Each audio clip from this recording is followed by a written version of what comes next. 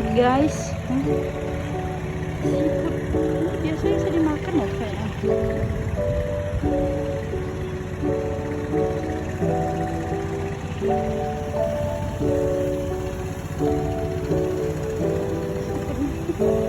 Main cewek. Ini ada udang, mantap banget warnanya.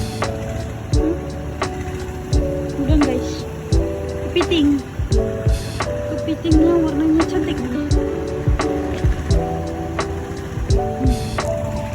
Banyak tuh seafood.